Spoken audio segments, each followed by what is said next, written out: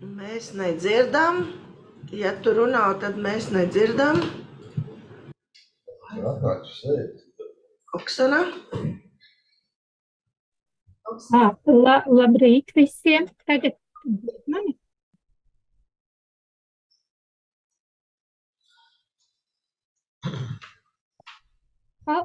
Labrīt.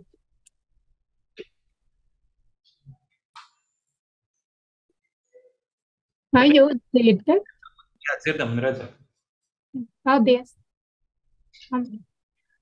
Paldies, kad izdevās saicināt un visi iedušies. Es īsumā par situāciju, tātad vecāku grupiņu komplektāciju un uzņemot bērniņus pirmskolā ir izveidojusies situācija, kad tie bērniņi, kas šobrīd ir rindā un tos, kas pēc sarakstiem, ko mēs uzņemam, ir no 1,6 līdz 3 gadiņiem, un tas veido nepieciešamību grupu lapsēni veidot par jaunākā vecuma grupiņu.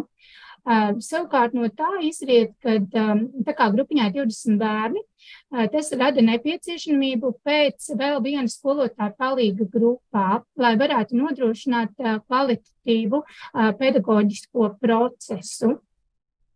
Par nākamo slaidiņu. Jā, un sakarā to ir nepieciešams papildus finansējums. Ja šo te štata vienību izveidot, tad ir nepieciešams papildus finansējums no pašvaldības. Un šeit jūs redzat šīs te izmaksas skolotāju palīgam. Tātad līdz šī gada beigām ar darba devēja nodokli šī summa sastāv 4124,94 €, savukārt uz nākamā gada budžetu tas būs 13,405,99 €. Lūdzu nākamo slaidiņu, bet kas ir pozitīvi, tās pozitīvās lietas, kad nav nepieciešams finansējums grupas fiziskās vides pielāgošanai, jo vēsturiski šī grupiņa jau ir bijusi jaunākā vecuma grupa.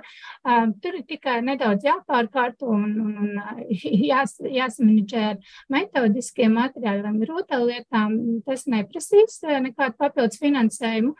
Un kādēļ vēl ir svarīga šī štata vieta? Tādēļ, ka beidzot pie šī mācību gadam, jauniem, kas tagad būs, mūsu dārziņu absolvēs vairāk kā 70 bērni, kas varētu to, ka tātad mēs arī diezgan daudz tos bērnus uzņemsim un ņemot vērā, pāanalizējot šobrīd rindā esošos bērnus, mēs saprotam, ka saglabāsies nepieciešamība pēc šīs te jaunākā vecuma grupas arī nākamajā mācību gadā. Un tādēļ man liels lūgums atbalstīt šo jauno štata vietu izveidošanu par pirmskolas skolotāju palīgu. Un tas ir ļoti svarīgi, lai nodrošinātu kvalitatīvu pedagoģisko procesu. Paldies. Ir varbūt jautājumi? Paldies, jā. Mēs situāciju sapratām. Un jau pirms šīs sēdes mēs izpētījām, ka nav tādu bērnu, kuri paliktu tā kā zem svītras, kur ilgstoši ir gaidījuši bērndārzu, jau lielāka vecuma bērni. Līdz ar to, manuprāt, šis būtu atbalstāms virziens un tālāk konceptuāli atbalstāms un virzāms uz finanšu komiteju, jo tur ir nepieciešami naudas līdzekļi. Kolēģi, vai jums ir kādi jautājumi vai papildinājumi? Jo galvenokārt tā rinda tiešām šobrīd veidojas no tiem mazulīšiem. Ja nevienam nav nekas vaicājams vai papildināms, tad es aicinātu konceptuāli Lūdzu, status, kurā brīdī viņi jau tagad ir tā kā pagaidu vadītāji, pareizi? Pienākumu izpildīt. Kad būs konkurss noslēgsies? Es nezinu par to neko. Cik mēs ilgi sēdēsim uz pagaidu? Varbūt, ka izpildirektoram ir. Nepateikšu šo personālu nodeļu ir atvaļinājumā. Kā viņi pagāja, tad ir, viņi uz Laila kaut ko ziņoja šodien. Paprasīt, bet tu, ka viņi parādās.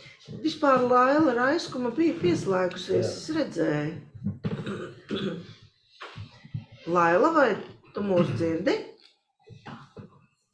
Es zinu to, ka top nolikums. Kad top nolikums. Es man liekas, neesmu redzējis, ka tas izsludināts. Nē, man liekas, ka nav izsludināts. Kāpēc tam izsludināts?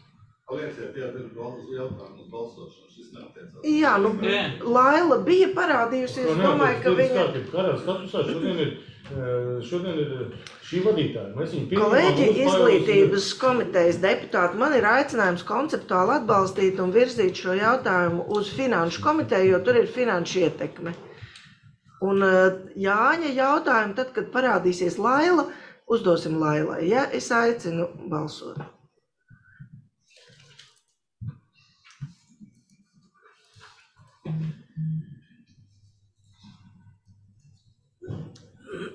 Visi ir nobalsojuši. Slēdzu balsošanu. Vienbalsīgi par. Paldies, kolēģi! Līdz ar šī jautājuma izskatīšanu mēs arī pabeidzam šo ārkārtas sēdi.